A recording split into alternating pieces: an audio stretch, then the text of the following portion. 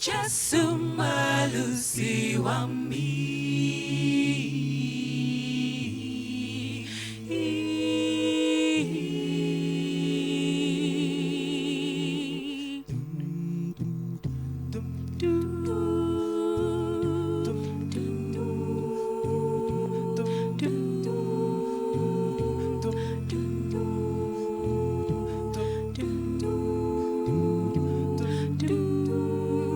Jesu malusi wami, ujesu wangu malusi, uyagubizela, pakatesi bayeni, kukona indao, woza kusenamhlanje, kona usemusha, ngena esibayeni, sona seqiniso. Uthando Jesu uyasibiza, hambike hambike ozakimi, uyangibekezelela wena. Jesu malusi wami. Oh, uthando Jesu uyasibiza, hambike hambike ozakimi, uyangibekezelela wena. Jesu malusi wami. Ungu malusi, ungu malusi, ungu malusi. Jesu malusi wami. Bayete ngonyama, bayete ngonyama, bayete ngonyama. Jesu malusi wami.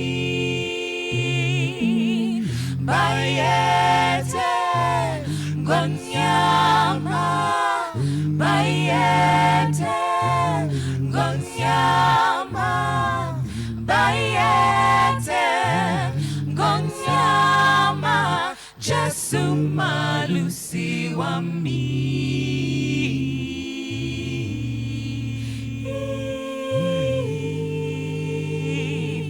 Jesu malusi wami.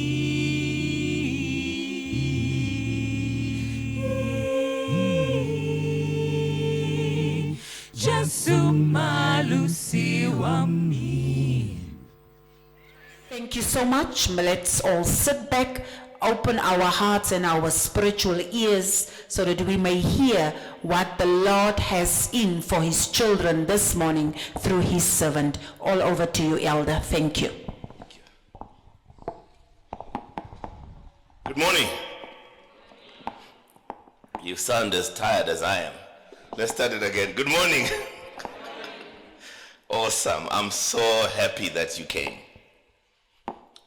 Because we are notorious for organizing nice programs and then the pastor and the wife pitch and the elder pitch and the rest on pitch. So I've been quite impressed with the turnout. And so you should be very proud of yourselves. I'm going to try and move a little faster. Given we don't have time, I'm going to try and give you as much as I can.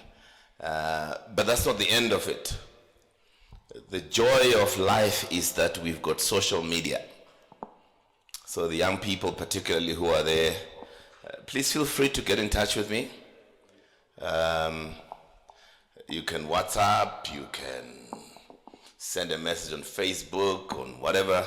Please feel free to do so. And I think for youth, particularly for the young people, there's nothing stopping us from having conversations via Teams or Zoom but you have to organize it. Because what I found with the youth is that it's good to complain. Nobody's looking after us. Nah. What are you doing about it? Because it's easy. It's easy to complain about what people aren't doing. I always think that you must always look at life and say, what programs would you like? What are you doing to do so? So even with the elders of the church, if we expect the elders to come up with youth programs, you're going to struggle. Because the elder is not thinking youth. Come on, talk to me. No, it's not thinking youth. But if you came with a suggestion, this is what we want to do, then it also gives them something to work with. Are you with me? So let's take responsibility for what happens to us. You are equally members of this church.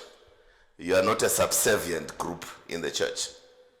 In fact, youth is much more powerful and can bring more people to the church than the old folks can. Because as young people, you have a much broader network. You have access, you meet at school, you meet at, you guys meet more often than, the older you get, the more you stay in the house. The more boring you become. All right, let me not mess up with old people. Okay, right. Where were we yesterday? Let's see who was listening. Where did we end? Because I promised to carry on from there. Anybody? Who was listening? Or were you all ready to go home and sleep? Where did we end yesterday? Yes, you are right. Purpose. Purpose was the last one. So we said, do not pursue success because success is always going to be ahead of you. That was the issue. So pursuing success is a fruitless exercise because success is always going to be, just before you catch it, it moves. So we said instead of pursuing success, you must seek to become a person of value. That's why in terms of the 4 seasons of your life, one of them is the searching season. What are you searching for? You are searching for the area in which you are going to be a person of value. Does that make sense? Because if you don't figure out where you should be a person of value, you are going to be trying this and trying that, and then you're going to get frustrated. So because the brother is good at something and you are good at nothing, you start talking negatively about him because so people that are always talking, have you noticed, oh, that guy sings so well. Yeah, he thinks he's all that. Jealousy and envy comes from people who are going nowhere. If you don't know what you're good at, you're going to be envious of the people that are good. But the good news is God created every single one of us brilliant, excellent, world-class at something. But it's not written on your forehead. There is a period of searching, figuring out, what did God create me to do?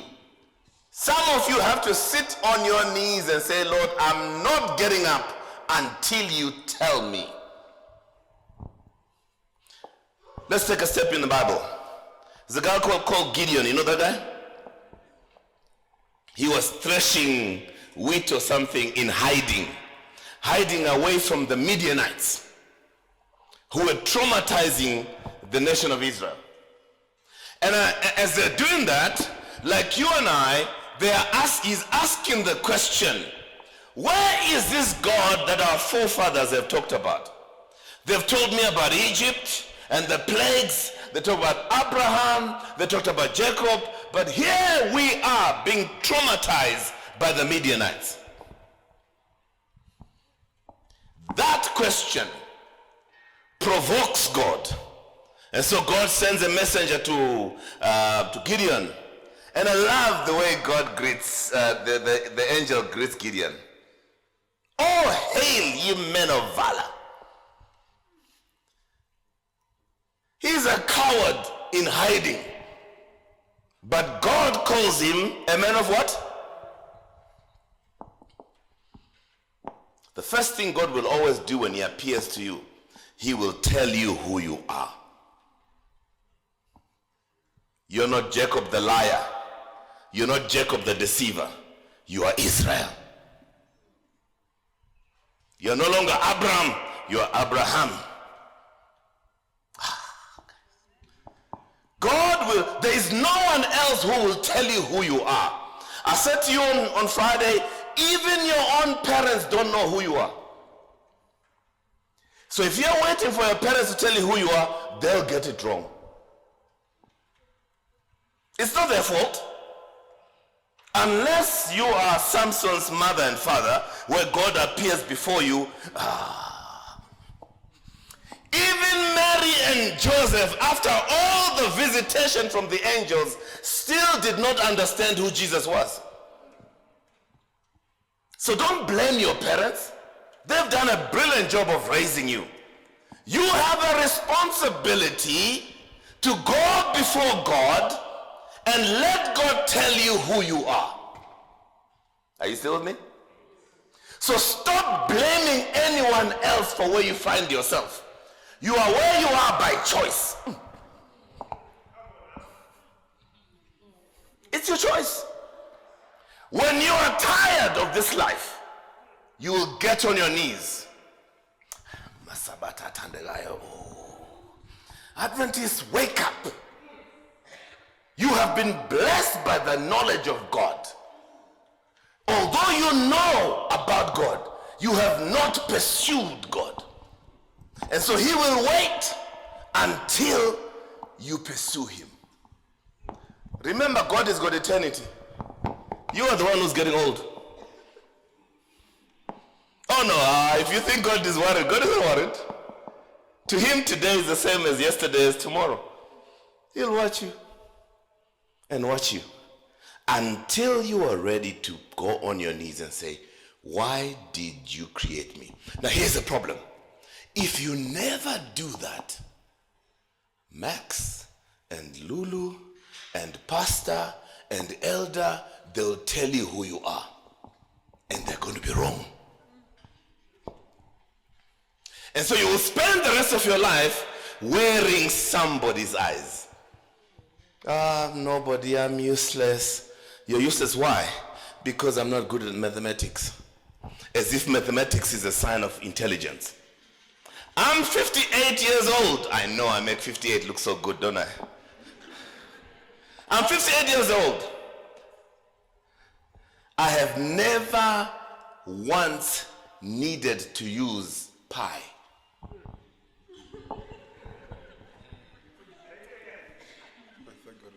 Not once. In 58 years, I have never once needed to use pi.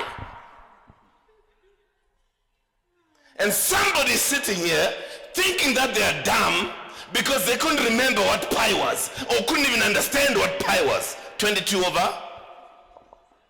Where am I, mathematician? Pi is 22 over what? Hey, you failed math, eh?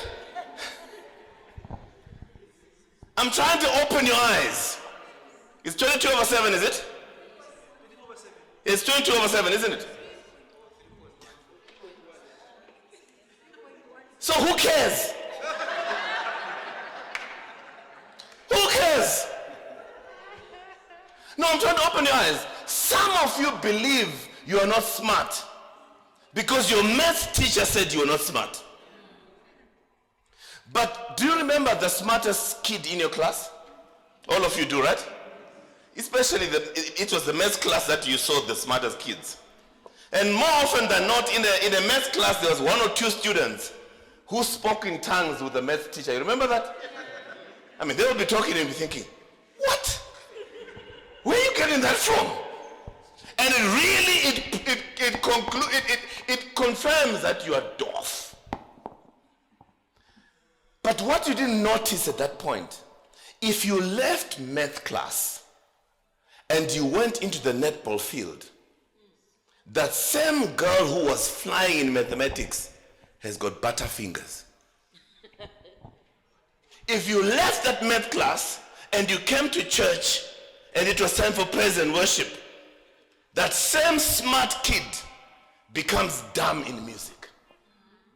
Because everybody is world class at something and then you suck at something. All of us are excellent at something, and we are dwarf at something. So don't think you are better off. We're all the same. But each one has got his own field. So when I was growing up, it took me 11 years to figure out that my name is not Shut Up. Because I could not shut up. And I have two boys. My second boy is also. And I say, can you just keep quiet for a moment? Okay, Daddy. Daddy, and what did I just say? But I know better now. I look at him and say, you're going to do exactly what I'm doing. But when I was growing up, speaking was not a career. When I was growing up, speaking was what? Most of you young people here, the jobs you are going to do have not yet been discovered. They haven't. There's stuff that's coming that we as parents have not even imagined.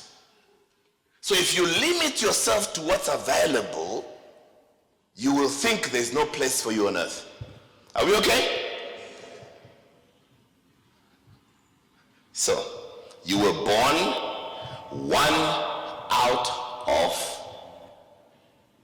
8 billion people. A unique phenomena, never ever to be repeated again. I want you to think about this for a moment. There has never been a human being like you, and when you die, there will never ever be another human being like you again. So you, my friend, are it. In my time, MC Hammer would have said, can't touch this. How many of you this morning looked in the mirror as you prepared yourself and thought, can't touch this?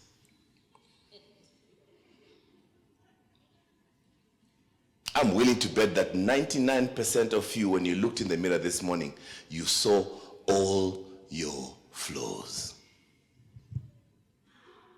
None of us look at what we're good at. We always focus on what we're not good at. It's not your fault, it's your upbringing.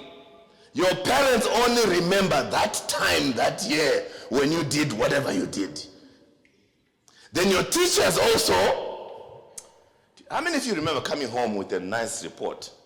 You've aced everything except maths. Instead of celebrating the fact that you got 99%, what are they saying? Hey, you know this maths thing, man. I need us to turn this thing around. Focus on what you're good at. Because I've learned something in life. Whatever you focus on grows. Why, you're not getting me, man. Whatever you focus on does what? So if you focus on your weaknesses, you only become a man or a woman with very strong weaknesses. Let me explain this. Lionel Messi, who are the soccer guys here? Which foot does he use? He's a left-footed guy, right?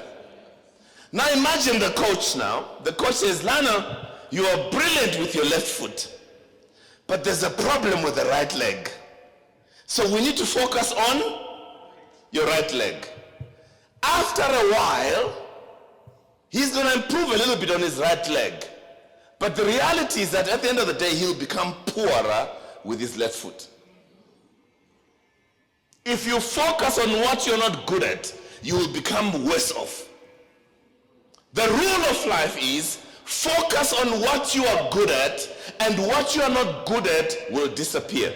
I love Nelson Mandela. He used to say, I am a sinner who has been forgiven. I'm not a saint, because he understood of all the things that that man achieved, he was a weak man in other areas. Wasn't the greatest of a father. Neither was he the greatest of husbands. But he gave 27 years of his life for a nation. What are we going to focus on?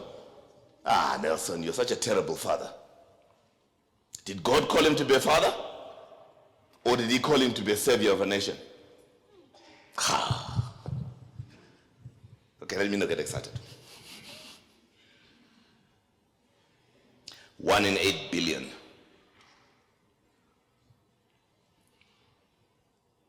Three things that make you unique: identity, talents, and purpose. Nothing has anything to do about your looks. Nothing there has to do with your intelligence or lack thereof. There are three things you need to succeed in life: embrace your unique identity, harness, develop, and deploy your unique talents in pursuit of a life of purpose. I call it the tripartite alliance of success: identity, talents, and purpose. Watch this. So God gave you a unique identity, or what I called yesterday your irresistible difference, which simply means you have the capacity to be the difference. You just need to figure out where you are meant to be the difference. Does that make sense? When you take that and then you wrap it around your unique set of talents, that then empowers you to achieve your unique purpose. I was in Jamaica on national television, and so the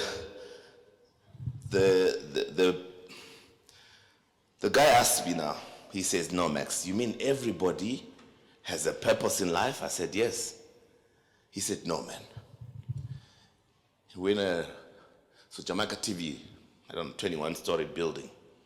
He says, at 2 o'clock every morning, there is a granny or a mother who comes here and cleans this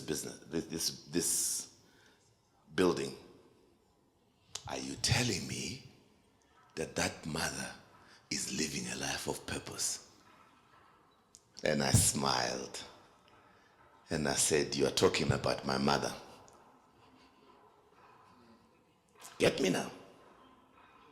The sacrifice that my mother and my father did, which was menial work that is meaningless, made it possible for me to go to school. And so every soul that I touched, by extension, my mother and my father are touching that soul. So they have fulfilled their purpose. We're not told much about Joseph and Mary's other kids. We know about Jesus. We're not told about what education qualification they had. They had one purpose and one purpose only: bring up the Christ. Don't underestimate what you were called to do. Envy will want you to do what the pastor is doing. If that's not your call, you're going to mess yourself up. Are we okay? Your purpose then, we're moving now, the three things. Your purpose then generates step number 4. Step 1, embrace your unique identity. Step 2, harness, develop, and deploy your unique talents. Step 3, in pursuit of a life of purpose. Step 4, your purpose then generates your conviction. Your purpose does what? It generates your conviction about life. Now I want you to think about every man or woman that you have the utmost respect for. You're going to find they are men and women of great conviction. They are convicted about something. There is nothing worse than someone who's wishy-washy. One day they're going this way, next day they're going that way. You want a man or a woman of conviction. So if I'm talking to fathers, whenever you're a father and you have to say in your home, "I am the father of this house," Chief, you have a problem. "I'm the man of this home." No, you're not. You're not. Because the thing that makes you respect your father is his conviction.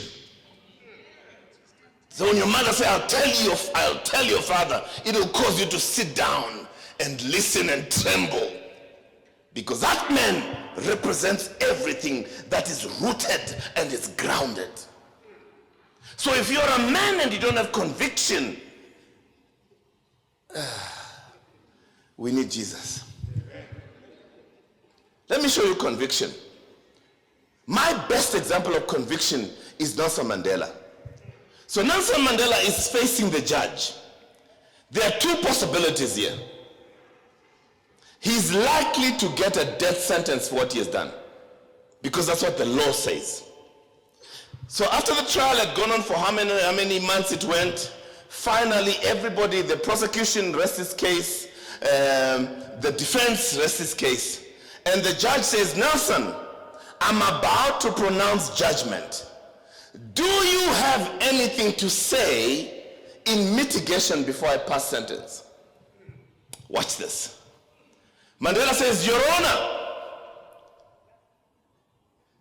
this is an ideal I hope to live for. What he was saying is that just like you, Your Honor, I don't want to die. I want to do what? I want to live. Oh, watch this. However, I am so convicted that if it is necessary, I am willing to die for it. That's the statement that saved Nelson Mandela from a death sentence. The judge was moved by the conviction. And he says, Nelson, if it was up to me, I would release you. But the law says the best I can do is life in prison. The entire court was moved by a man of conviction. In my book, The Leadership Call, I talk about how Nelson Mandela was in jail without an army, without any staff, just a prisoner in an island. Yet, he had influence over the entire world. Most of us, my age group, will know. We grew up with that famous song, Mandela is a freedom fighter, free him. Didn't even know what South Africa was.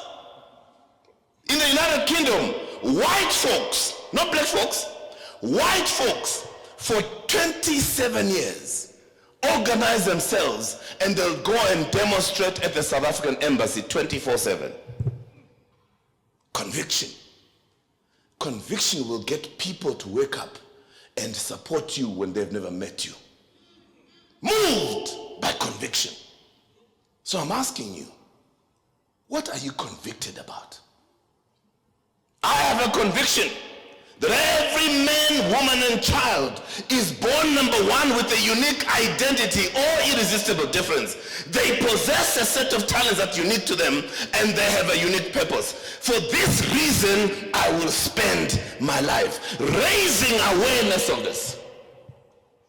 When ultimately the entire world is embracing their unique identity, they're harnessing their unique talents, and they're living a life of purpose, my life's purpose is done. I can go and rest with my ancestors. What's your conviction?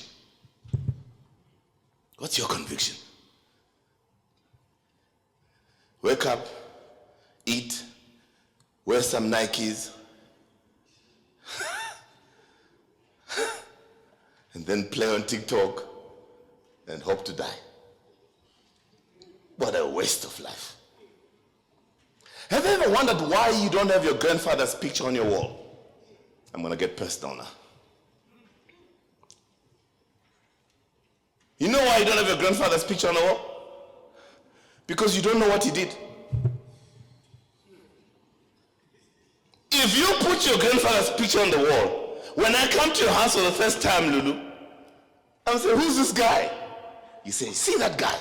He's the one with A, B, C, D. Now, we don't know what the guy did. We can't put him up there because I have to explain what I don't know. So let me explain this in Xhosa, then I'll translate. Xhosas have a beautiful saying. It goes like this. Wazalwa, watya, wafa. Literally translated, you were born, you ate, and you died.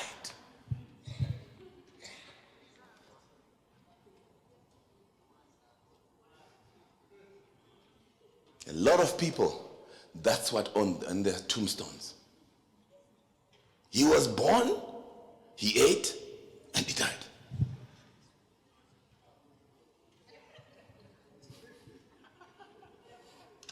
What are they going to say about you on your tombstone? You've lived there for 27 years. If you died today, what would they say about you? You've lived for 50 years. If you died, what would they say about you? You're not ready for me. Life is not lived by accident. Life must be lived deliberately, intentionally. The reason why you find yourself in useless relationships is because you're not serious about your own life. And there you are, gorgeous, pretty, and some good-for-nothing guy going nowhere ends up being your boyfriend. And for the next 4 years, you are going nowhere together. Some of you have married each other and you're still going nowhere.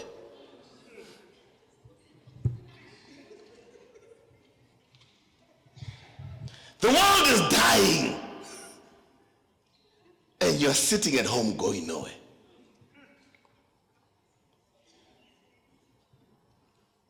Oh Jerusalem, oh Jerusalem, how I would have loved to gather you under my wings like a hen gathers his chicks.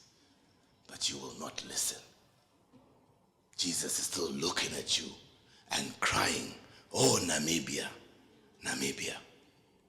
Oh Namibia, Namibia. How I would have loved to gather you like a hen. Looks at you going nowhere slowly, stressed by things that don't matter. Now you got a broken heart over a guy who's going nowhere.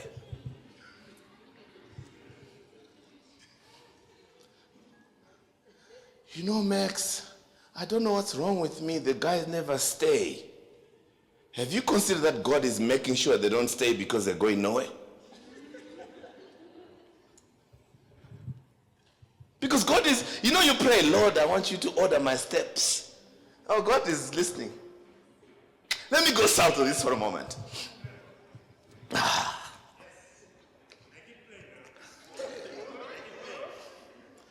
When you stood here and you went, I surrender, oh. You remember that? Lord, I give my life away so you can use me. God says, are you sure? You say, yes.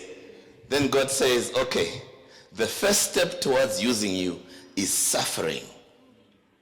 Lord, my life is not working. Whose life is it? Is it your life or is it my life? Some of you are going through hell. It's part of the process.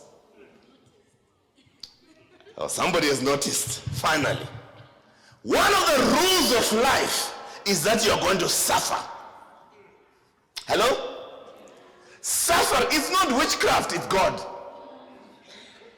No, your aunt didn't do anything. She didn't put any. No, it's not your aunt, it's God. Because God has one very important tool that he uses to grow you. It's called pain. I'm not making it up. If you read that Bible, you're going to notice the trend. First, God calls you, or he sends someone to anoint you, and then all hell breaks loose. For Joseph, for 13 years, he stayed in prison for being faithful to God. Well, now you're just complaining because you don't have a job. Oh, you're not ready for me, man. Joseph, sold by his own brothers. Now I want to show you how evil that was. Because you haven't read that story. Because you read it too quickly. I want you to imagine this because it's your family.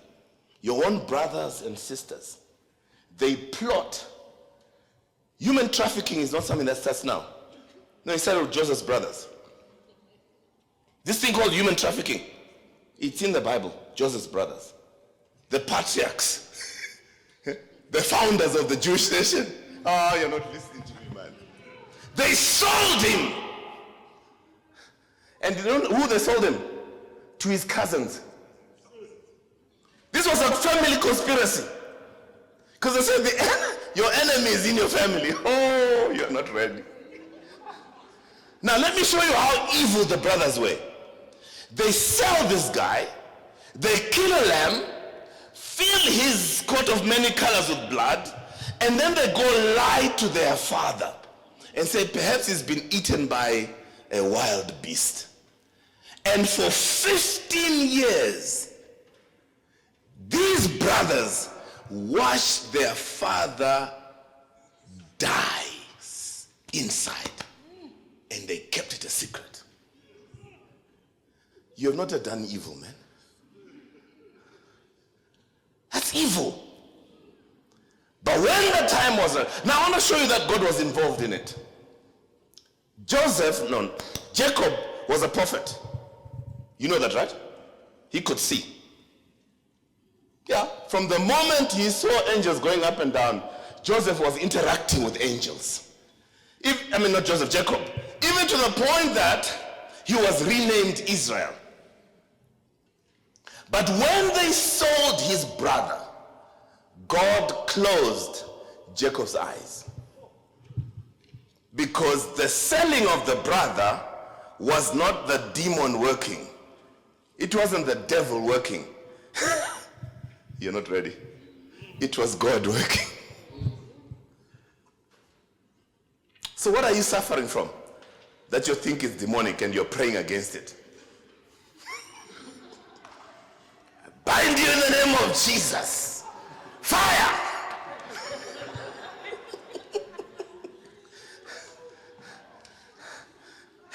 And angels are looking and say, you don't know this God of yours, When the time was right. See, what you call a disadvantage is a setup. Israel was a bunch of shepherds looking after sheep. How do you build a nation with a bunch of shepherds? Your America was actually Egypt then. All knowledge resided in Egypt. So God is not going to send an angel to come and teach you trigonometry and science and all that stuff. No. He just orchestrated that nation should go to Egypt so they can learn how to become a nation. From economics to mathematics, to everything that the Jews took from Egypt has made them the greatest nation in the world, while the Egyptians scoffed at their own knowledge. You're not listening to me. When God has ever needed help, he always turns to a black man. Not hearing me.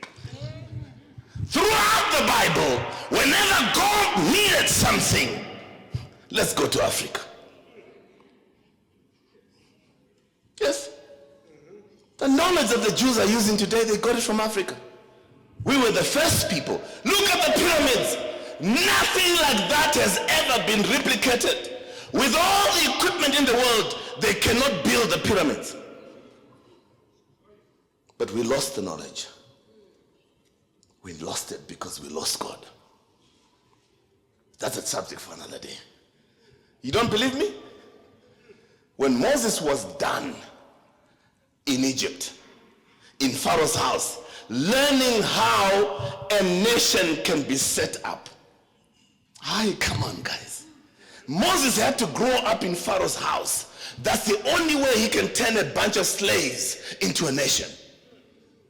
When he had learnt all, God sends him to the wilderness. Why? Because knowledge alone without God will lead you to murder. Come on, hey. He goes to Jethro, a black man.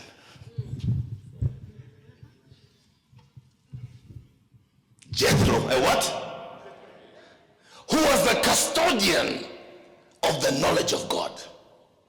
Moses spends 40 years being taught about God. And in that teaching, he begins to pursue God until God appears in a burning bush. I'm trying to set you free. It's not my talk. Do you want me to go any further? Jesus can't carry the cross. He's tired. He's wounded. He's hungry. He's thirsty. And God sends a black man from Libya to carry the cross. Fast forward 2024. In Europe, they're turning churches into pubs. God comes to Namibia and he says, Namibia, would you carry my word to the world? Your ancestors did it before. I need you now. What a privilege when God appears to tell you, I need you now. The question I have for you is, what is your answer to God's need? The creator of the universe says, Africa, I need you to spread the gospel in the last days. You have been slaves long enough, and I'm about to introduce you to the world. Oh, let me go south of this. So they told us that Africans were hopeless. We were like monkeys. You remember that? And God was listening. And then God begins to prove that these are my people. So in the 60s, they came up with the jazz and the blues. Those are black people. We start taking over. The Mandelas, the Martin Luther Kings, it was only God raising his people. By the 80s, the entire rhythm and blues, what you guys call R&B, is pioneered by black artists. You can go to the States today. Boxing! Who hasn't heard about Muhammad Ali? They said, nah, of course, they like violence, that's why. And God says, I'm not done yet. By the 90s, what do we start seeing? You remember? Tiger Woods burst into the scene. The one sport that was exclusively white. Tiger Woods becomes the head of that for over 15 years. To this day, no golfer has ever reached that status. God is not done yet. Tennis was an exclusive sport. And then the Williams sisters take over. And God says, I'm not done yet. I'm going to restore the black man to his original status. 2008. They say that pigs will fly before a black man becomes president of the United States of America. 2008, Barack Obama struts. He's not a black American, he's an African because his father is from Kenya. God has completed his restoration of the black nation.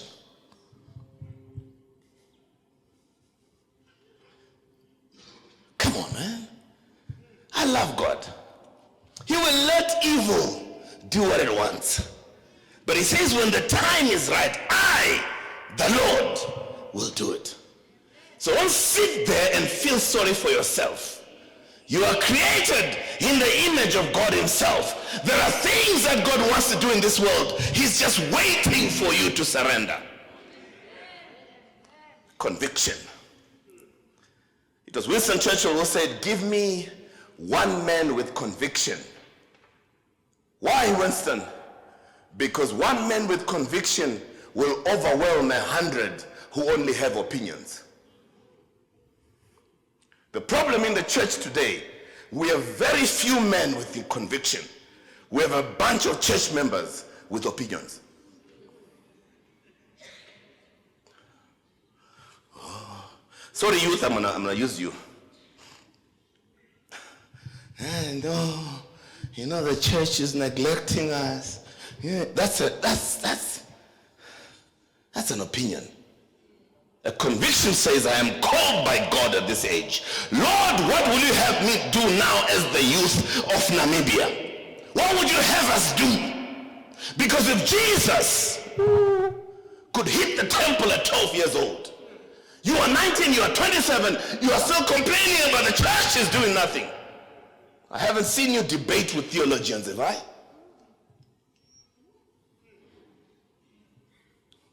Conviction. Your conviction then leads you to step number, where are we now? No, 5. 5. Step number 5. Your conviction is what generates your vision for life. Your vision for life comes from your conviction. Without conviction, there's no vision. Are you with me? I'm convicted that all men and women were born with a unique identity, a unique set of talents and gifts, and a unique purpose. And so my vision is a vision of a world of over 8 billion people who embrace their unique identity. They harness, develop, and deploy their unique talents in pursuit of a life of purpose. Do you see how these marry each other? So what is your vision for life? Be careful if you're poor, because you will make your vision for life driving a Range Rover. Now you need to understand, my mother, grade 1, my father, grade 2. By 2003, I was driving a Range Rover. No, none of the little things you guys are talking about. No. The real Big Daddy. Yes. I had arrived. You can imagine, I was making up for everything that I never had as a child. So I got myself a Range Rover. I got myself an S500 Mercedes and a Mini Cooper just to round it off. A 3.5 million rand house. My father walked in there and said, I never thought in my lifetime someone with my name could do that. But that's what was God's purpose. God just had wanted me to taste these things. And like Solomon, I need to get to a point where I say, all is vanity. Vanity of vanities. Today, I don't care. I don't. I want one thing only. Give me an audience. That's all I want. I want to die on stage. Keep your Range Rover.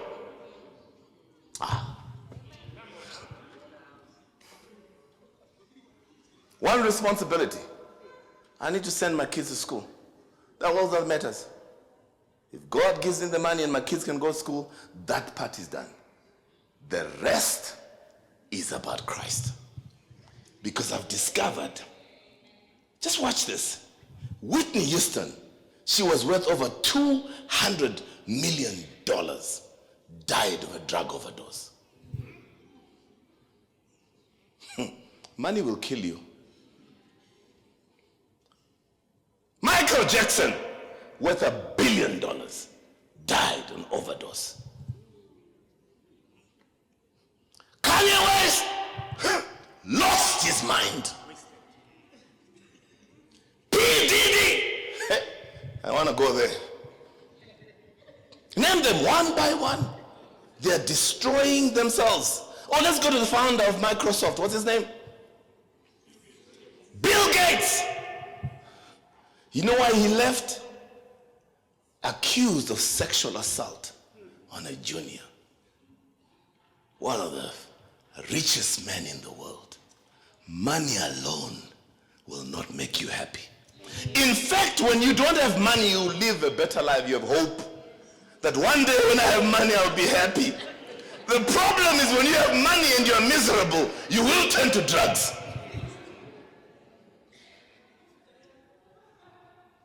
Now, get me right. I'm not saying don't get rich. Make as much money as you can because the church needs the money. So we want you to be rich. We want you to be wealthy, but for the right reasons. I want money because I don't want Namibia to pay for my trips. God knows that my desire is to make enough money so that I can preach the gospel without putting pressure on those that I'm preaching to. That's my desire. My genuine desire. I want to be able to go to the schools in the rural areas, the ones that don't have hope, the ones that have never seen what you guys get to see here. So that because there, God has planted something in those kids that will finish this gospel. But we can't get there because there's no money. Are we okay? Vision.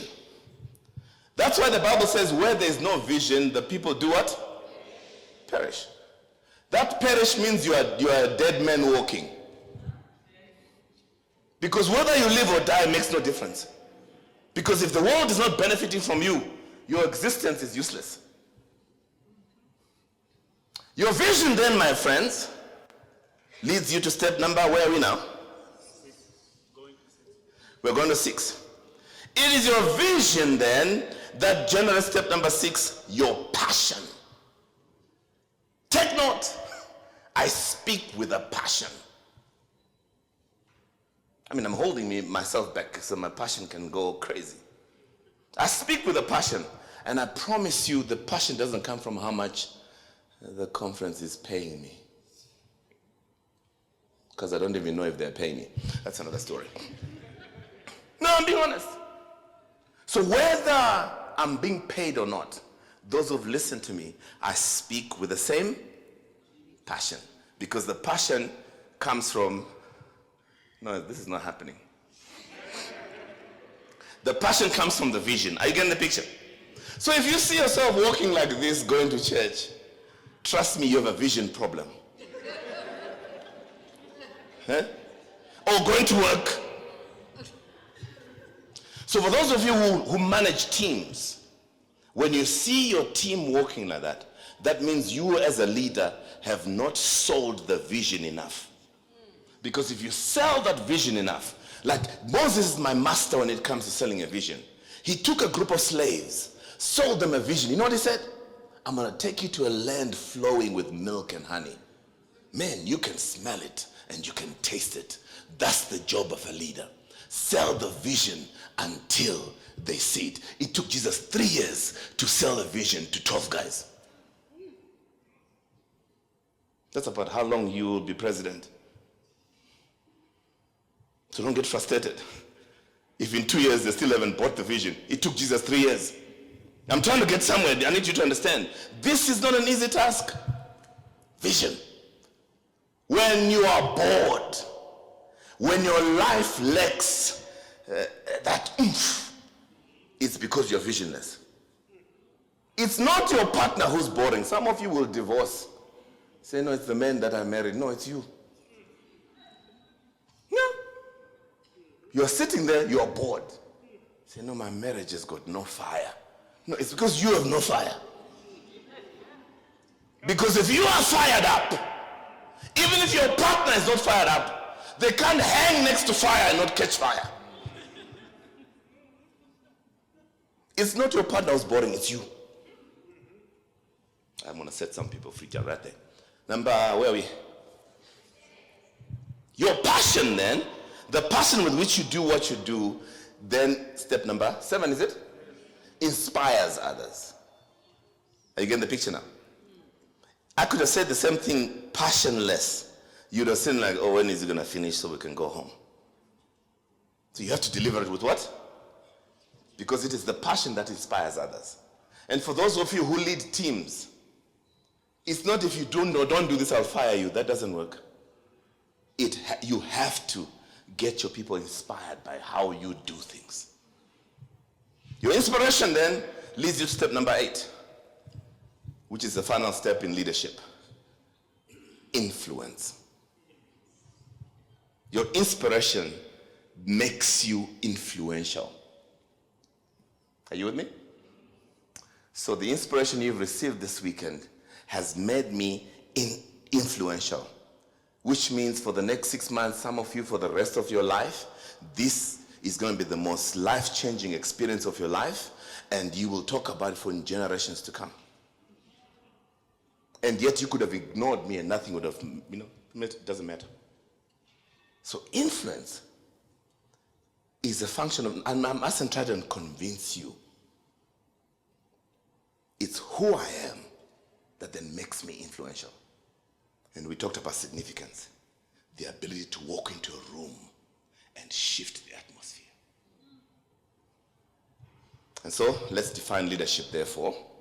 Leadership is the capacity, number one, to influence others. Now you're going to see how see those 8 steps fit into my definition of leadership. Leadership is the capacity to do what? To influence others through what?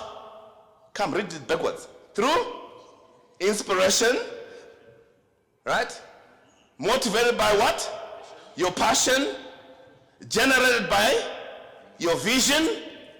Generated by your conviction, which is generated by your purpose, which is fulfilled through your talents and your unique, irresistible difference. That's leadership. Which means every single one of you here can be leaders. In fact, God cannot use you until you become a leader. Because when God uses you, he uses you to do what? To influence. And influence comes from leadership. Are you with me? All right, so the one thing that's common about this is this thing called change.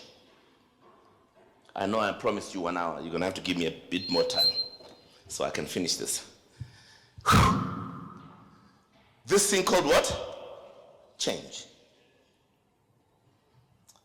How many of you like change?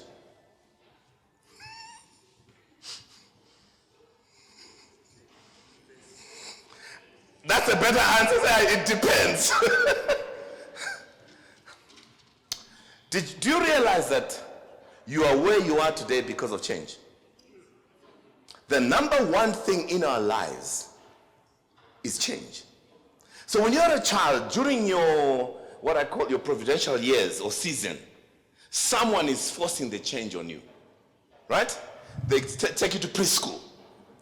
Then they say to grade 1. As soon as you get comfortable in grade 1, what do? They move to grade 2. And you are dumb for a while. Then as soon as you master grade 2, what do? Are you seeing this? Until you get to matric. And some of you end up there and say, I'm done. I love this. I finished school. You mean you finished all the knowledge in the world? Now, most of you, ever since your parents stopped forcing you, you have stopped growing. And there's a principle in life. You are either growing or you are regressing.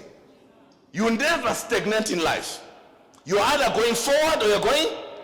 That's why those of you who continued with school, you come back home and the guys you were with in matric, you try to talk to them and you realize something has changed because they've dropped.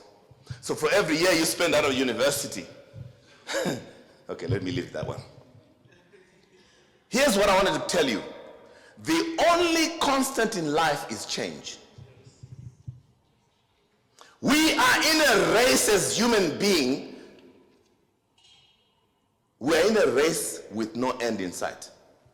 As soon as you conquer this, something else comes up. As soon as you do that, something else comes down. When you get home, you're going to look in the mirror, you have a wrinkle that wasn't there. This is part of it.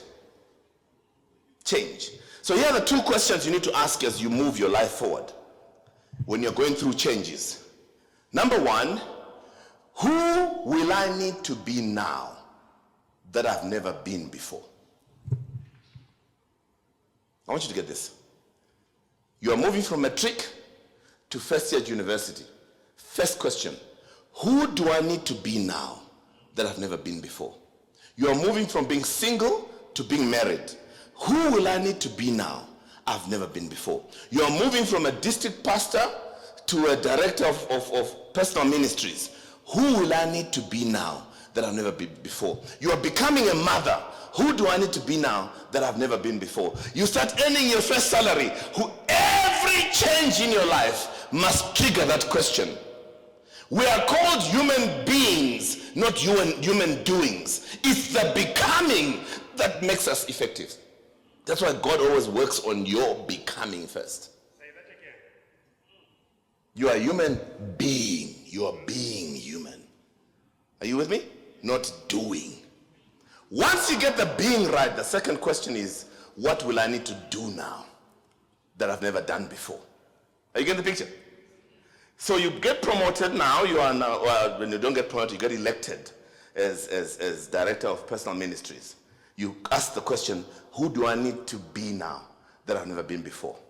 Then, what will I need to do now that I've never done before? Because you can't keep doing the same things. Let's go to marriage. As a single man, you were doing A, B, C, D. Now that you're married, you cannot continue to do the same things. It's a formula for disaster. Now that you're a father, are you getting the picture?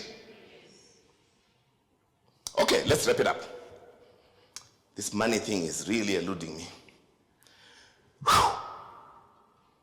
Let's talk about money. It's very simple, quick one. I said that you have a set of talents that no one else in the world possesses. You remember that part? Let me show you now.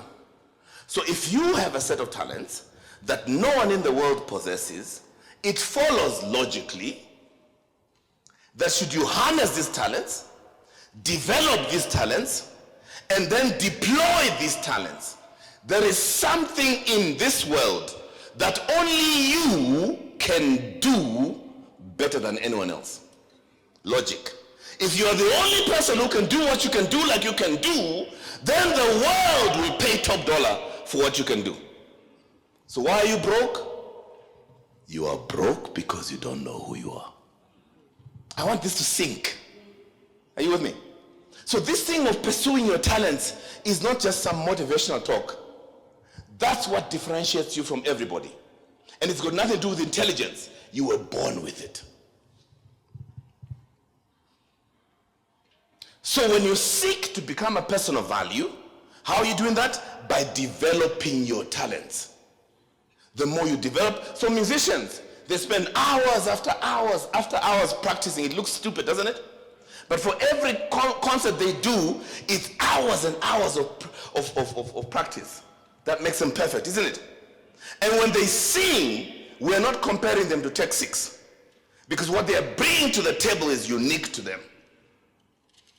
If they don't bring their talents to bear, all they're doing is a bunch of Namibians trying to imitate Tech 6. Now the question is, do I want to listen to someone who sounds like, or do I want to listen to the original? We want original. That's why pretense is such a terrible thing. When you fake it. So how much money you make is a function of how well you know yourself. This is very important. So, guys, it's not the economy of Namibia, it's you. You're not ready. First of all, let me ask you a question. Because some of you young people say, yeah, but Max, you know, these comrades have messed up the country. Hey. Let me ask you a question. Did the Constitutional Court of Namibia pass a judgment that because you are born in Namibia, you must work in Namibia? I rest my case. So what is your market? What is your job market? You are afraid to go to America because you're not sure about what you're bringing. I make $20,000 US an hour for what I'm doing when I go to the States. You are broke by choice.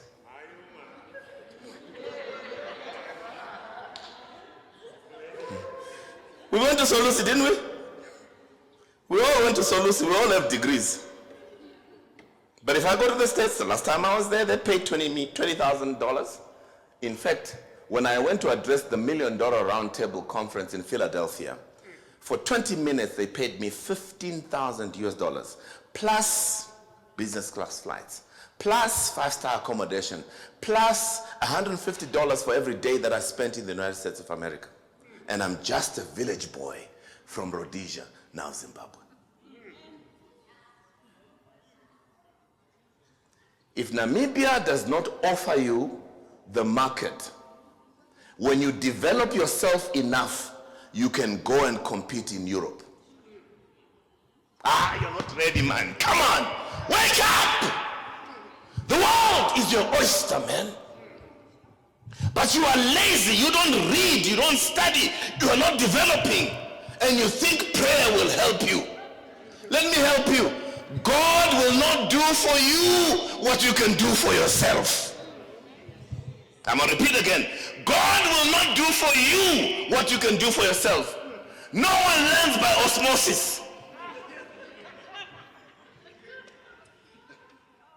There's no such a thing. You can, if you are, I don't know, if you speak in tongues, you can speak in tongues all you want.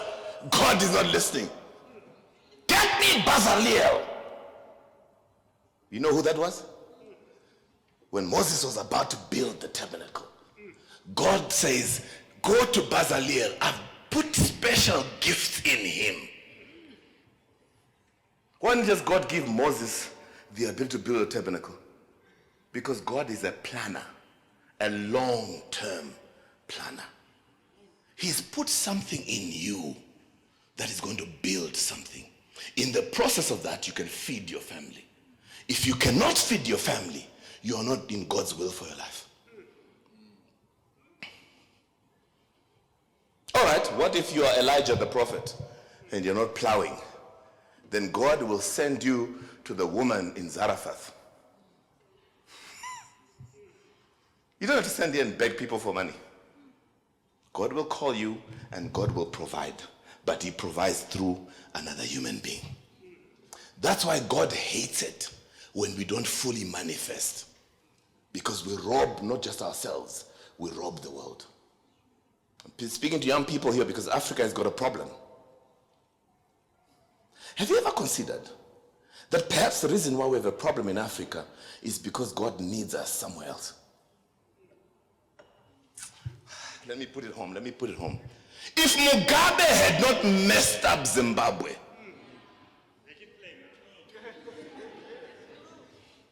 I know someone who would not be here.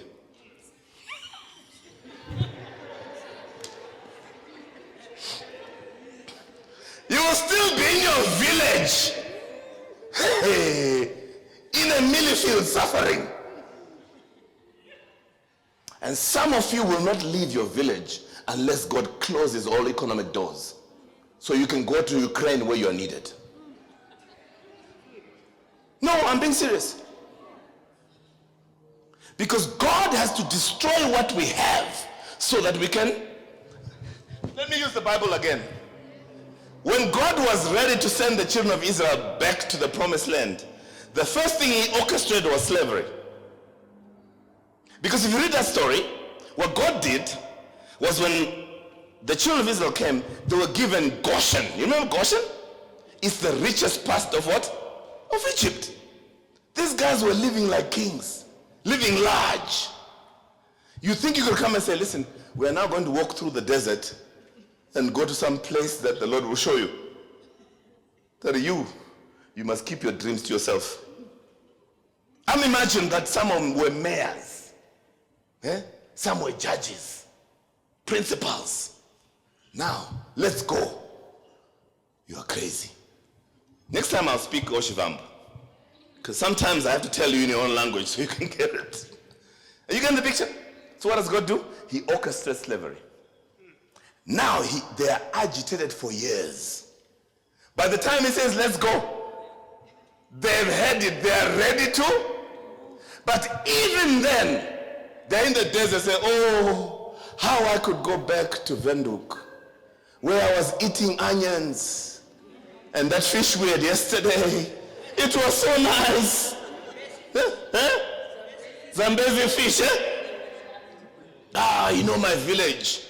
By now I'll be eating millies. You know? You want to be a big fish in a small pond. I want you to start looking at life differently. The suffering in your life is not the devil. The suffering in the life is God saying, it's time to go. But you are cheeky. No, devil, I rebuke you. No, No, let me prove to you. Peter, one moment. Jesus says, who do you say I am? He says, you're the Son of God. And Jesus says, you see, Peter, when are you hear from God? And Peter is like looking at the disciples. Nah, I hear from God. Next minute, the devil says, hello. And then Peter says to Jesus, you know me, I hear from God. This thing you're talking about dying is not going to happen. Now, you know me, I hear from God. The biggest enemy of progress is comfort. The biggest enemy of progress is what? Is comfort. That's why sometimes I like the church model that says 3 years as officers. You can't get comfortable. I have 3 years to be impactful. Therefore, I cannot be sleeping. I've got things to do. You get the picture? I have things to do. Lord, why did you elect me? What do you want me to do? What is it? What foundation must I lay? You are quick. Because when you lay that foundation, God says, you are done here. Come, you are going there. Money. So the money you want is a function of how well you move into yourself. Title of my book, Become Yourself. You want to be number one in the world? Simple thing. Walk into yourself. Most of us are running away from ourselves. You're with me? All right. Now, once you've made the money, there's also a rule on how you move forward. Okay, notice now, I've told you how to make money. Right? Now, let's talk about what you do with that money. Because when she was talking about, oh, there's only 400,000 that Namibia gives in offerings. Jeez, we need help. But the reason why we give so little is because we make so little. I had the privilege of spending some time at the feet of the late Dr. Miles Monroe. Some of you will know him. And I said, and you know what Miles Monroe said? He said, the problem in the church is that we're asking broke people for money.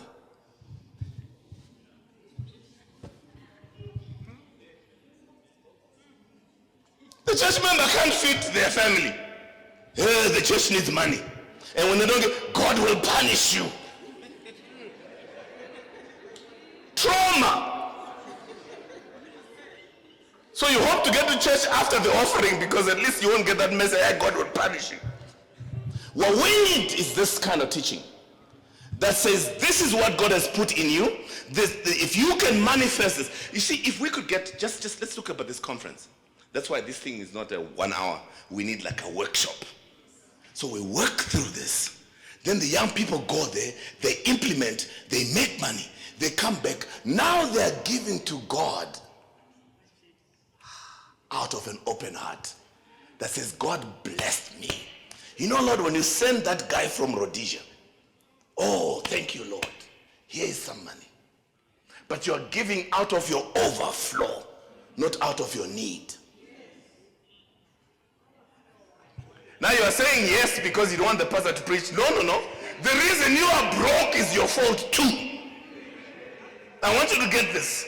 So the decision you need to make is, Lord, from this day, I am going to walk into myself. What talents did you put in me? What unique, irresistible difference did you put in me? What is the purpose of my life? How am I supposed to make a living?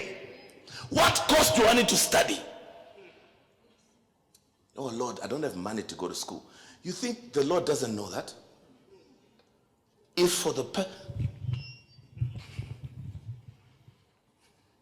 you know why the disciples were not educated? Because if they were educated, they would have been the Pharisees.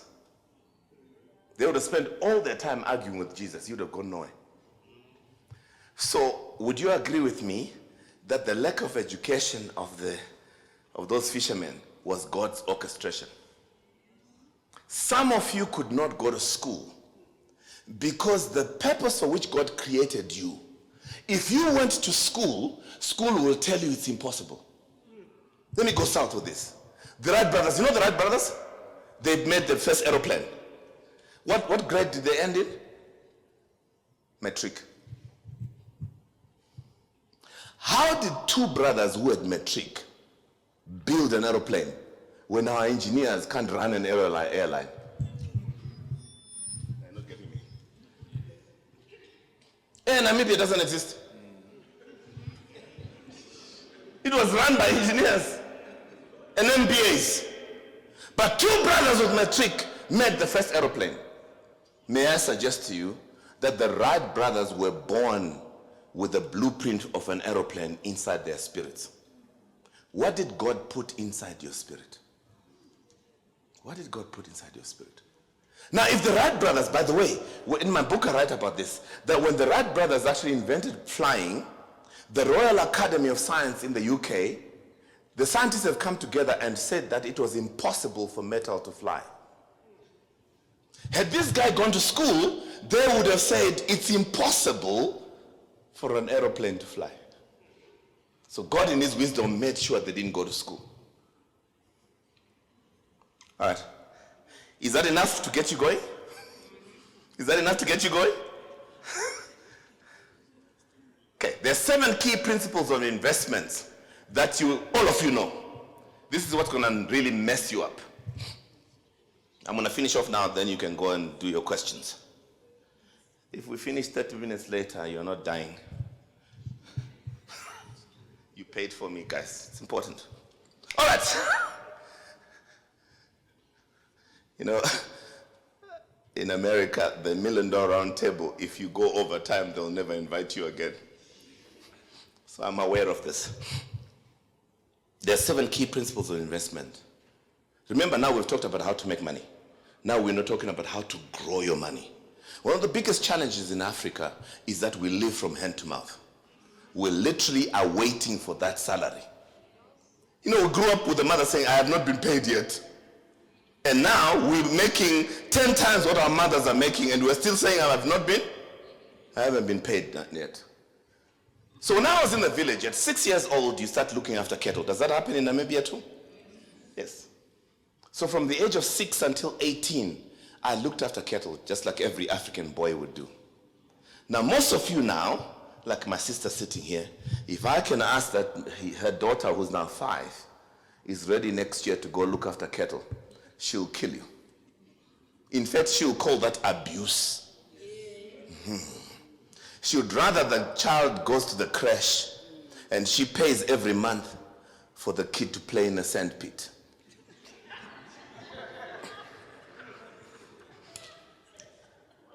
But our parents were smarter. From the age of 5, you joined the other older kids to go and look after cattle. Now remember one thing. The entire wealth of that family was in the cattle. So I became an asset manager for the family at the age of 6. Yes, I was a fund manager for the family. Because I was managing my father's wealth at the age of what? They knew that our economy was run by livestock. So from the age of 6 and 18, they were training me on how to invest. First principle that you learn from the village is get investment knowledge. Please write it down. Attend seminars on investment. When was the last time you attended a seminar on investing? I'm sure if the church called one of those, you won't go. But in the village, they already forced you to learn. Number 2, when you turned 18 back in the day, you would go into the city now to look for a job. Most of you have no idea what we're talking about. But my generation will know that because we grew up when our fathers would go into the city or into the farms to look for jobs. All right? Okay? And there was a principle there that your first paycheck belonged to who? Also in Namibia. Are you getting it now? Can you imagine that the entire African continent, this is true? They said that the first paycheck belonged to your parents. Your parents would get that paycheck. What would they do with it? They will buy your first cow. Not car, cow. Or deposit your first cow. Now, mostly you went to work in January. You only came home in December. So December, you arrive maybe the day before Christmas. Next day is Christmas Day. You wake up and you go to the kraal with your father. And your father shows you now, this one has had a calf, that one this. And then there will be this cow that you don't know because remember you raised them. Say that one, then they say, son, do you remember the money you sent us? This is the cow we invested in. then your father will proceed to teach you again about the importance of what? Of investing. So principle number 2 is what? Invest from your first paycheck. It's late because I'm only coming now. Most of you, what did you do with the first paycheck?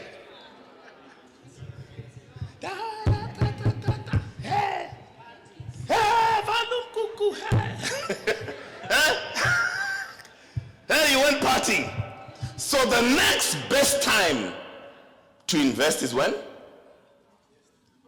Tomorrow. So because you didn't invest in your first paycheck, you must now invest in your next paycheck. Principle number 3. Notice that they didn't buy an ox. They bought a cow. There's a principle there.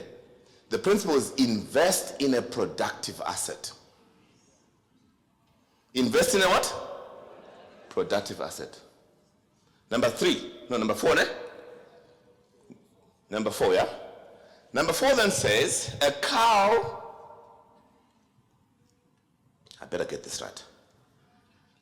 A cow gives you a calf, which represents what? Interest. So, next principle is your investment must give you interest. Stop giving your friends money and they give it back to you. Oh, but you're Israelis, you're not supposed to charge interest to your fellow men. Number 5. If you are lucky, the calf is female, which means after a couple of years, the calf gives you a calf. In Xhosa, they say, isizugulwane. What do you say in Oshibamba? That means interest on interest. What do you say in your language, man? Guys, help me. Huh? There's no interest in your language. Huh? So when the bank talks to you, they talk to you in English. They must call it something. Anyway, interest on interest, or what you call compounding of interest. Now listen to this. This is a village, by the way, all this thing. And you thought your villagers were what? Were backward because they don't have an MBA. Yet they understood the principles. Number 6.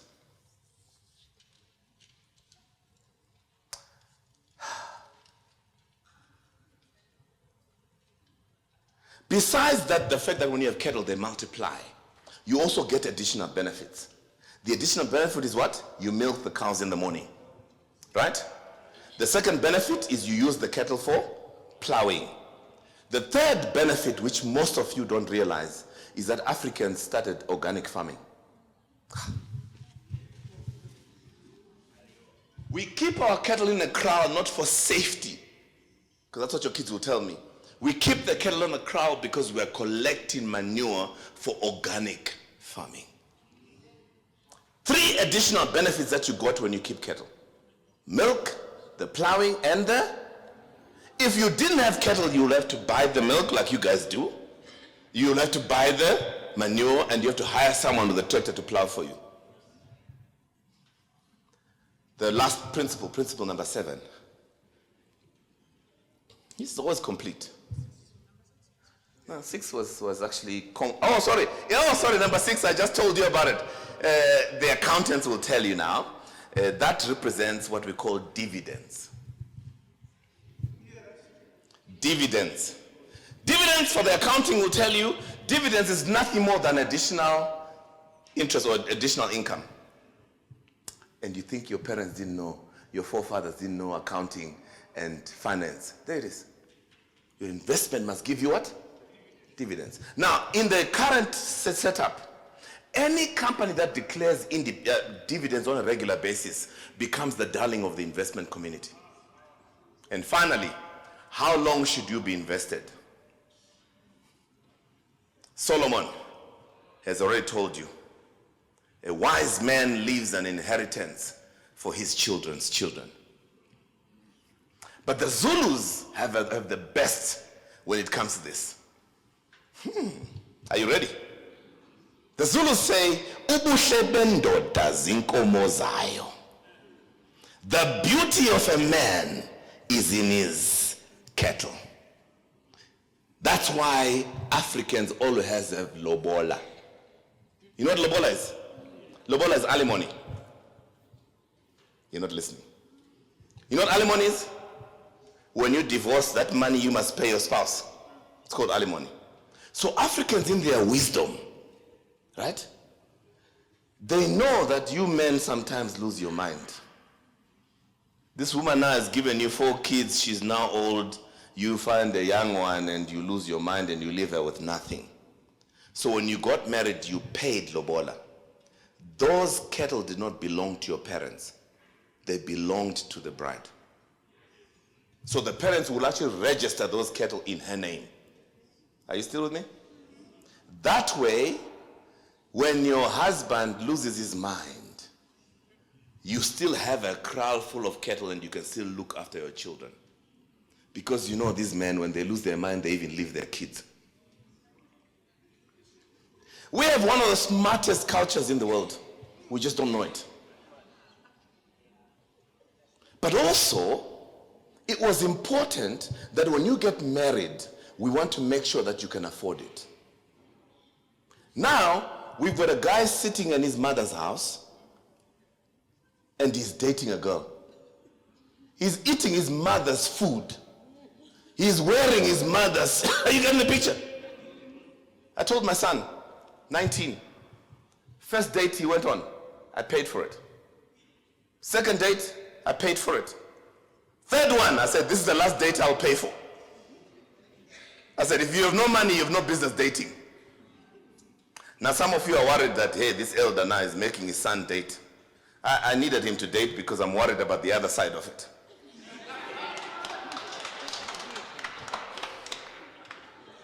He starts dating, I know he's normal. That's he's all right. I don't have to start having some serious prayers. But you get the logic. You have no business talking to a woman if you cannot afford your life. That's a principle. And you ladies, stop entertaining broke people. The pressure to date a broke guy. No, you have no business. You need all the time you can to develop yourself. When you are fully developed, you can now start talking to my daughter. You get the picture? 7 key principles of investment that you learn from the village. How long should be invested? You must be invested for as long as you are alive. Because a wise man leaves an inheritance, not for his kids, but for his children's children. You get the picture? And someone said, but Max, if I save all my money, when am I going to eat it? It's very simple. I didn't have time to investigate this. If I was in South Africa, the tribe that I understand the most is the Xhosa people, because I lived with them. Now, Xhosa people, when you get married, you have to pay 11 cows. Standard. 12 if you're going to have 2 weddings. So think about, now you've been investing, now you want to get married. What do? You withdraw the 11 cows, right? And you leave the rest to continue multiplying. There's a principle there. You invest all your money, and then you withdraw what you need for planned expenditure. Stop swiping, swipe. Which means the principle here is budgeting. Don't just spend. You must have a budget. Okay, the child is going to university, you withdraw 1 cow, you sell it, and you do what? You pay school fees. Your wife wants a new kitchen, you withdraw the whatever number of cattle you need to withdraw, sell them. Do you get the picture? You are always invested. You only withdraw what you need for planned expenditure. If you don't get this, you're on your own. Let me close. Now, all the stuff I've spoken to you from Friday to now sounds wonderful. You've written notes. I've been impressed with the note writing. I see most of you are really... Now, let me tell you something. If you don't get this part, this has just been a waste of 2 days, 3 days. I'm going to give you a formula. Growth is equals to change. Please write it down. Growth is equals to change. Would you agree with me? Every time you grow, you must what? All right. So here's the question now as you go home. Given what you heard throughout this weekend, you write it this way, what do I need to change if I'm going to make progress in my life? What do I need to change? And this must become your standard. You come to church, you get a good sermon, you sit down and say, what do I need to change? You read a book, you get a good advice, what do I need to change? If you don't ask that question, guess what? You get excited and then you go do the same thing. That's why most of you come to church, the preacher preaches, you cry, you give your life to Christ, you go home and do the same thing. And the angels are not impressed. Look at him. Okay, what do I need to change? There are 3 areas that you always look at when you're trying to change. Number 1, use of your time. If you don't change how you use your time, you will never change. Let me give you an example. During COVID, I decided to do an executive MBA. Yeah, I'm a sucker for pain. Right? So I asked the question, if I'm going to pass an MBA, what do I need to change? Number 1, in terms of use of my time. Now, as holy as I sound, there's something I love. It's called Chinese dramas.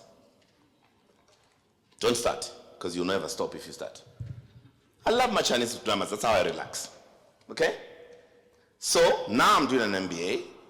So I know then I cannot binge on Chinese movies. Are you getting the picture? I have to change what I do with my spare time. Does that make sense? Some of you might like golf, you might like whatever it is that takes time. You are now swapping that activity that you were doing to focus on this thing that you need to do. One of the things that we talked about was reading the Bible. You need to find the time. So you're going to have to stop something. What do you need to change in how you use your time so you can get the time to read? Does that make sense? Number 2, your thinking. Your thinking. Remember, we're talking about what do you need to change. So you must change how you use your time. The second one, you must change what? Your thinking. One of my hardest subjects was statistics.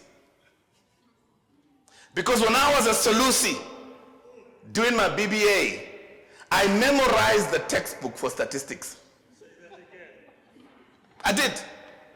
When I came out of the exam room with Dr. P, what was the doctor? I can't remember what the guy's name was.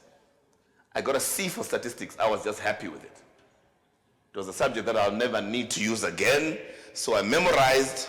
When I came out of that exam, I didn't know anything.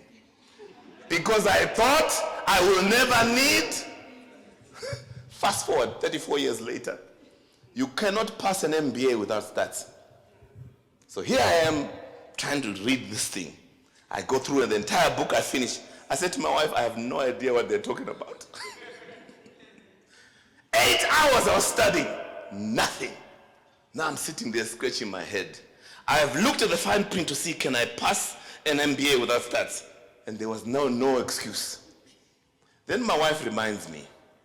She says to me, you make a living out of telling people to change their thinking. And if you change your thinking, you change your life. I went back to my office with a changed thinking. Here's what went. Everything I know to do today, I was not born knowing. I'm very smart. When I was born, I couldn't even move my neck. I couldn't walk. I couldn't talk. Right now, I speak 6 languages. I can write. I've written 4 books. I've worked in corporate. So much stuff that I can do. This is only statistics. If I can understand the principle behind this, I can conquer this thing. And I went back to my office and started. I passed statistics with a 76%. There's a lot of stuff that you cannot do because you told yourself you can't do. And it's like a sinful life. One of the challenges of a sinful life is that you tell yourself, this is my weakness. You own it. This is my weakness. And we don't want to help ourselves with weaknesses and say, Lord, please help me. That's why the clever guys have put Revelation 25.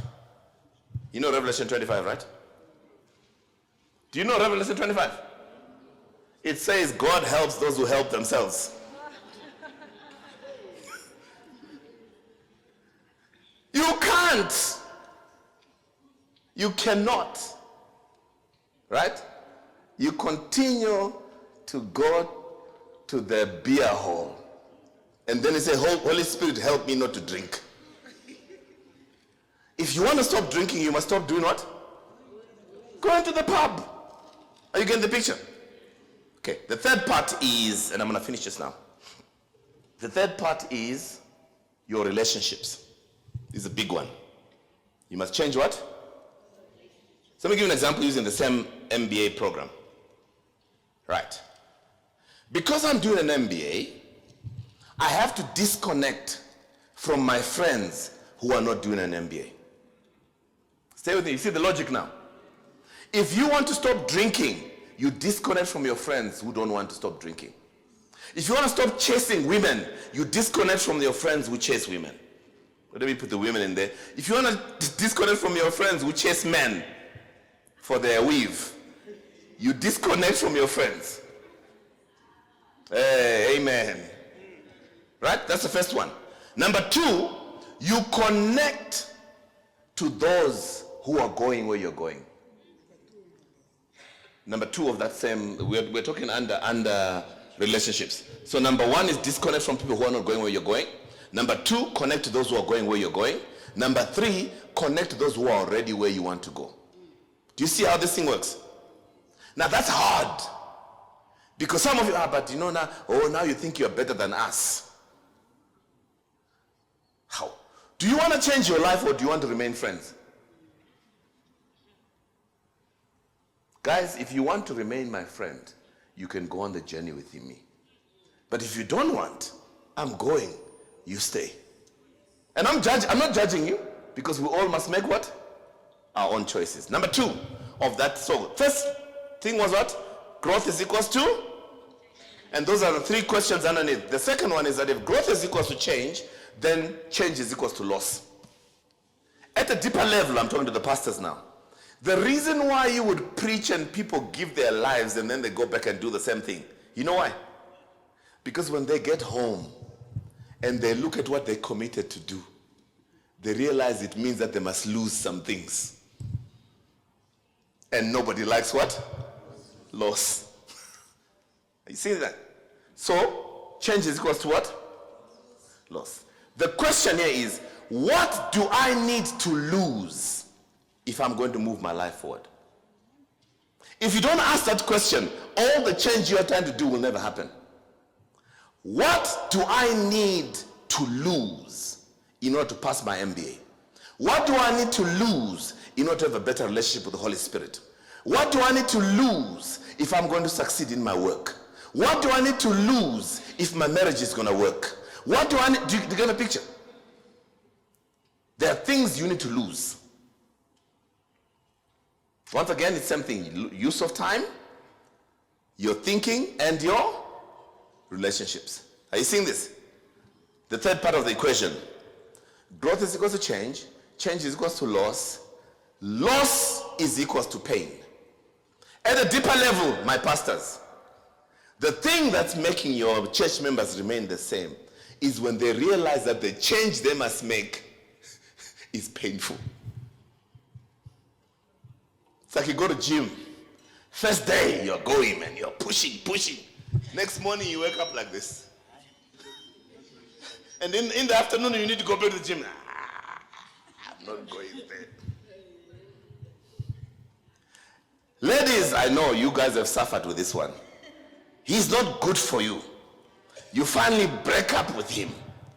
Day one, go, no problem. You're talking about, I'm done with him. 1 week. Nah, that one I'm done with. Week 2. Loneliness comes knocking. Lonely. I am so lonely. Without nobody to call my own. Then you grab your phone. Now I'm just going to say hi. And you know, once you say hi, it's over. Where am I going? The decision you make is going to take some pain. So the question you want to ask whenever you're trying to change your life is, what pain am I prepared to endure in order to get to my goal? Let me ask that question again. What pain am I prepared to endure? Because pain you have to what? Yeah. Jesus has to endure the cross. Some of the disciples were sawn asunder, boiled in hot oil. What pain am I prepared to endure in order to walk with God? What pain am I prepared to endure in order to have the money that I need to afford my life? What pain am I prepared to endure in order to have a successful marriage? What pain am I prepared to endure in order to have a successful career? Everything is on the other side of pain. Are we okay? Therefore, see, although I wasn't good at math, but I've got an equation there. Growth is equals, also ask the question once again, the pain of use of time, the pain of changing your thinking, and the pain of changing relationships, right? Growth is equals to change. Change is equals to loss. Loss is equals to pain. Therefore, growth is equals to pain.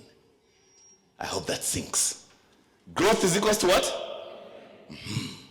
So if you make your life about avoiding pain, you effectively make your life about avoiding growth. Talk to me, somebody. And what is the number one thing that we've been trying to avoid since we were born? Pain. And our parents help us. Go to school so you don't have to live a painful life like mine. Accept Jesus as a personal savior and everything in your life will go well. What a lie. No. Preachers need to be careful. Elders and pastors, you need to correct people. Accepting Jesus is not accepting a life that is painless. No, it's just choosing a different type of pain. So let me give you a principle here. No one gets through life without pain. You don't have a choice.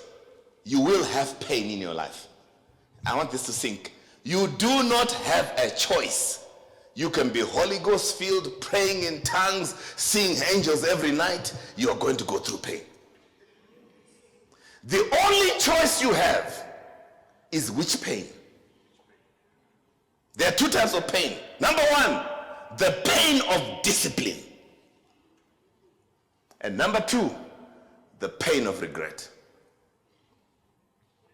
The pain of discipline or the pain of regret? Which one is more painful, discipline or regret? I hear people saying discipline. That's not that's not true. Regret is the most painful because there's nothing you can do about it. Now let me show you something very interesting that nobody ever figured out. The pain of discipline only lasts 15 minutes. Let me prove it to you. It's a cold day in Namibia. It's -1. But you committed to waking up every morning to jog. So your alarm goes, you put your hand out, and it comes back frozen. And now you start negotiating. Hey, I can go tomorrow, man. You know? I mean, I'm not killing anybody if I don't go, right? But you have the discipline to what? To get up and put on 2 tracksuits. And you hit the track, right? 15 minutes later, what are you saying? No, man, let me just stop this and go to bed. You're thinking, man, I can do this every day. Do you see that? The pain of discipline only lasts what? 15 minutes. Let me take you to school days. You have a report to do. You keep postponing. Hey, we used to have those in Solusi. Remember those things? The night before the thing is due, what they used to call it, a term paper. Everybody's in the computer room fighting over computers to do this thing. But have you noticed that once you start working on that thing, 15 minutes in this, you're thinking, why didn't I just do it, before? So the pain of discipline only lasts how long? Let me give you another one. There's a conversation you need to have with your boss. There's a conversation you need to have with your mother, your father, your spouse. And you keep saying, hey, I need to be in a good mind, in a good mood to do this. You're going to kill yourself. It's hard to start. But once you start that conversation, 15 minutes into the conversation, you're thinking, I'm so glad I started this. Are you with me? So always remember when you are faced with the pain of discipline, the choice, you know that discipline only lasts 15 minutes. I just need to survive 15 minutes. Are we okay? Okay, final thing. And I'll leave you alone now. Integrity. What did I say? What is integrity, somebody? What is integrity? One person. Honesty. Partial. Not honesty. Okay, I'll do it. Integrity is doing what you say you will do by when you say you will do it. So I don't have integrity because I promised them 1 hour. No. Doing what you say you will do by when you say you will do it. Please, if you're not recording, write it down. Doing what you say you will do by when you say you will do it. Now, I must say that 90% of Africans have no integrity. And that's a nice number. It's probably 99. You have zero integrity. Not zero, but you lack integrity. Let me rephrase. How do I know? Church starts at 9. When do people rock up?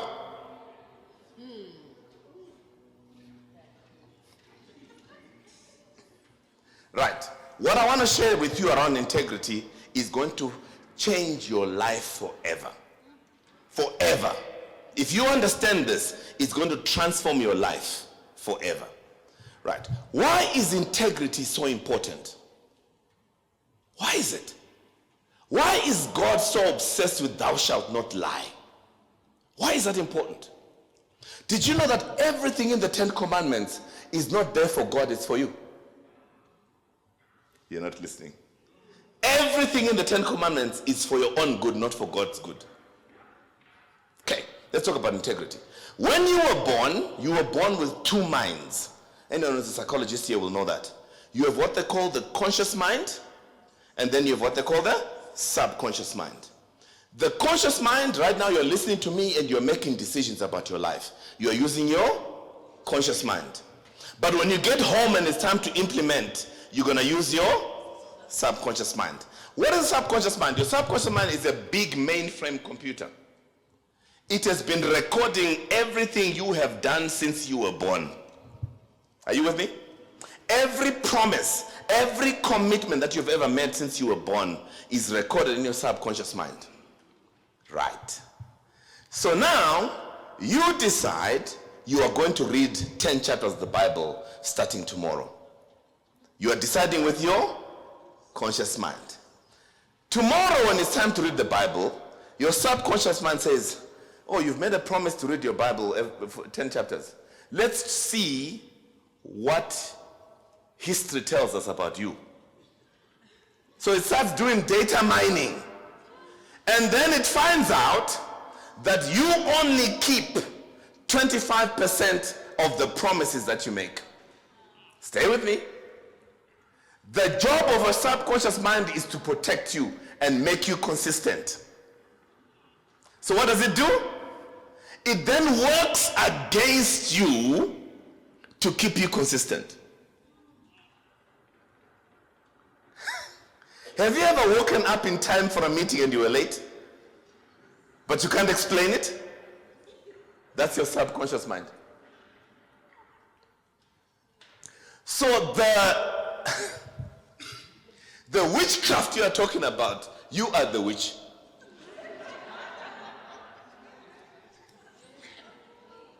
Let me help you. I'll do it biblically. Paul saw this. What does Paul say?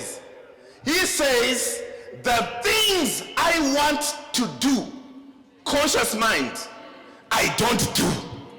The things I don't want to do, subconscious mind, I do. Oh, wretched man that I am, who shall save me from this body of sin? What he's saying is that I have trained myself to live a life of sin.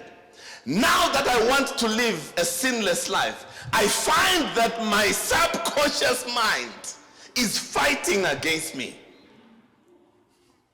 So when God said, thou shalt not lie, what he was saying is that if you lie, it doesn't affect the one you lied to, it affects you. Let me make it practical. If I take my iPhone, Apple says I mustn't put this in water. Right? Apple doesn't care if I put my iPhone in water. I've paid for it already. But Apple is saying if you want your iPhone to work well, you must not put it in what? Same thing, 10 commandments. If you want yourself to work well, you should not lie. Let me put it right. How many of you, the older generation, have registered for correspondence school? Paid in full, received the books, got home, put the books on the table. From tomorrow, I start studying. Tomorrow you went to work, your boss was on fire. You came home at 10 o'clock at night, exhausted. You opened the door, looked at the books, I'll see you tomorrow. And you went and you slept. Weekend, you were in church the whole day. Sunday, they're burying somebody. So you must now go to the funeral. You come back because our funerals last forever. You look at the books, I'll see you tomorrow. 7 months later, you're out of the program. You still don't have your degree. You know what that was? Your subconscious mind. Your subconscious mind will fight against anything that is not what you have made the norm. But you see, you were not born like that. You have trained your subconscious mind to be like that. So Paul gives us another solution. He says, be ye transformed by the renewing of your what? Of your subconscious mind. How do you do that? Okay, number one, stop making promises. Oh, this is going to help you. Stop doing what? I don't know about Namibia, but black people generally have a problem saying no. Black people have a problem with what? You remember with your parents, you'll ask, Mommy, can I do that next week? She says, mm-hmm. And you know that means what? It means no. You can no longer do that. You come to church, you have a nice program. You say, we should do that again next week. Yes, we must. You've just made a promise. You know you have no intention of doing this. Then you go to a party and it's nice with your friends. Guys, let's do that again next week. You have no intention of going there. You've what? Made a promise. And then family promises. No, auntie, I'll come and visit you next week. You don't even remember making that promise. Your subconscious mind remembers every single promise. The worst part of this is the promises you make to yourself. That's the one that are most destructive. Number one, I'm going to start exercising. For me, I'm going to stop smoking. They told me if I'm drinking Coke, I'm smoking. That's what I'm saying. You didn't hear that one? Don't go tell people that the elder who came was smoking. They were talking health message and said drinking Coke is like smoking. I have a love-hate relationship with Coke. I struggle with it. Particularly when I'm not at home, because it's my comfort drink. You get the picture? So I'll make a commitment not to drink it for 6 months. No, then on the 7th month, I go somewhere overseas and I go hunting for it. And once I have one glass, it's over. You get the picture? Okay? Another promise. I'm going to start praying. Christians, that's a big one. I'm going to start what? Have a prayer life. Then you don't do it. So I'm going to read the Bible. I'm going to have a prayer life. Here's another one. This is how you're programming your subconscious. You go to the mall. You have a mall, right? You go to the mall. You meet a friend that you were with in high school. You haven't seen them since high school. Oh, Max, so nice to see you. Give me your number. I'll call you. What have you just done? And then you get the number and you never? You thought you forgot about it, but the subconscious mind doesn't what? Doesn't forget. I'm hoping this helps you so you can understand how you are struggling with what you're struggling with. All this addiction that we are struggling with is because we have trained our subconscious mind. The good news is you can also train your subconscious mind positively. So if you read 10 chapters of the Bible every day, after 21 days, this becomes a habit. After 90 days, it becomes permanent. After that, when you don't read, you feel like something is wrong. Are you with me? You just start, if you stop doing something for a while, and so make small little promises that you're going to keep. Like, no, I'll wake up at 6 o'clock. When the alarm goes, don't snooze. If you snooze, you've already broken your promise. Oh, you're not getting it. If you set your alarm for 6 and it went and you snooze for 5 minutes, you've already not kept a promise. You are better off not setting the alarm. What I'm trying to show you is that everything matters. There's nothing that doesn't matter in life. Every action matters. That's why they say we're going to be judged by the words that come out of our mouths. On that point, I think I've just murdered everything that I intended to do. Let me close on this point. When you get home, spend some time drafting a plan for your life. Unfortunately, I didn't bring books. One of the books you want to get is a book called Become Yourself, because chapter 13 has a 12-step life planning process. If you were to do that, you'll end up with a personal life strategic plan. And once you have a plan, all you have to do year in and year out is to adjust it. Are you with me? Why do you need a plan? Because without a plan, time and change will ruin you. I'm going to repeat this to this group. Without a plan, time and change will ruin you. Let me prove it to you. You all have that uncle that went to South Africa to work in the mines, right? We all have someone who went there, yeah? Came back after 30 years. When you were growing up, they kept saying, no, you have an uncle. Because you know, when they went to South Africa, they never came back. He comes back, he's retired now, carrying all these sorts of things and lots of money. And for the next 3 months, he's the master in the village. He's buying the beer.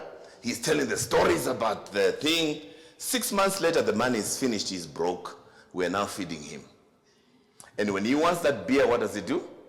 He goes to the pub and he tells stories about his conquest at the mines. You know that Ashanti gold mine, nothing moved without my permission. How, chief? Then what happened? Change happened. He had no plan, and when things changed around mining, he was ruined. Without a plan, time and change will ruin you. Last one. There are 24 hours in a day. How many? Your life now reflects what you have done with the 24 hours of your life. Elon Musk is 40, what is he, 48? What is he? About 40, he's in his 40s, right? How many of you are in your 40s here? Put your hand up if you're in your 40s.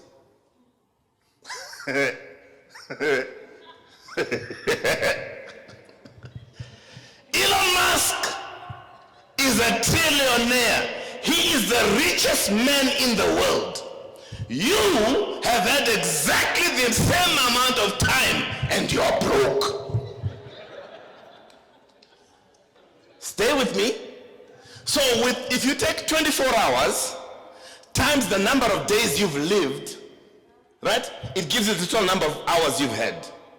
And you've exchanged your 24 hours for your poverty.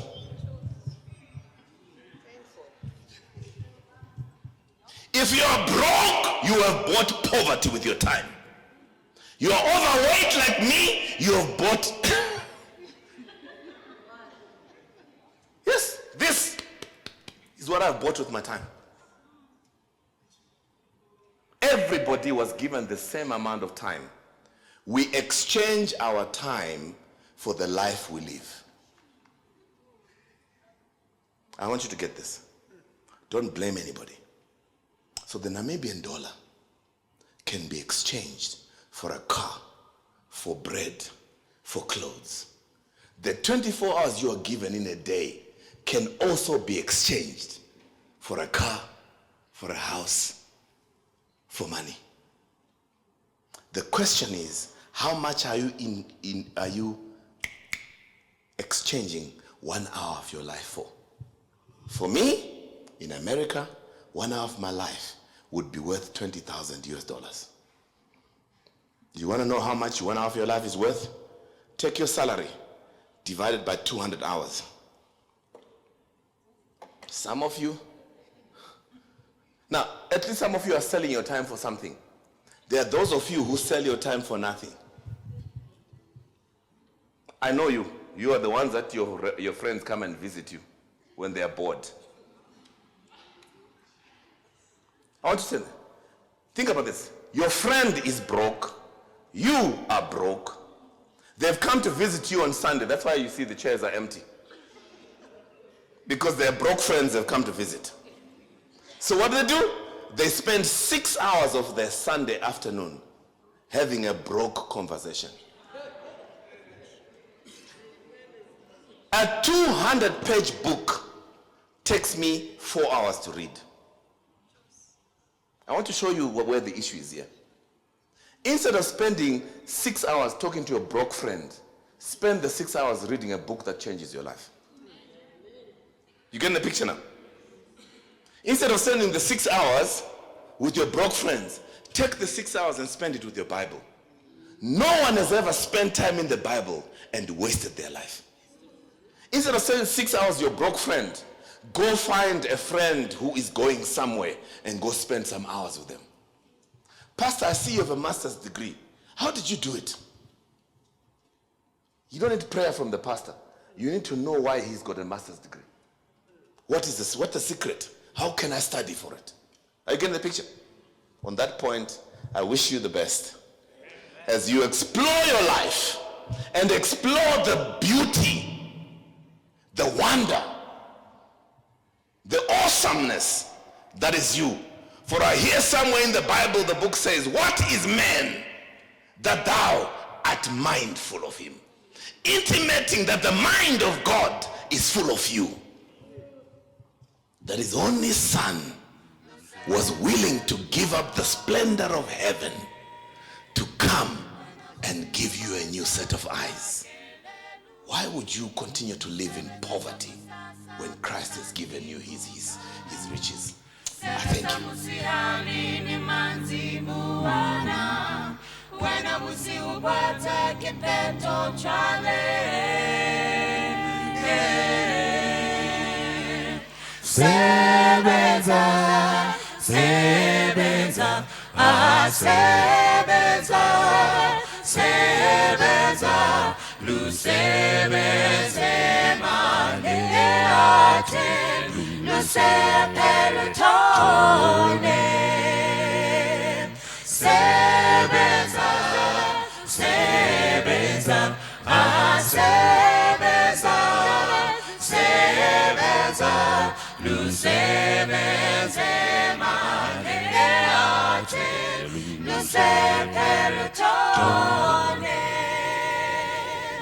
Ulule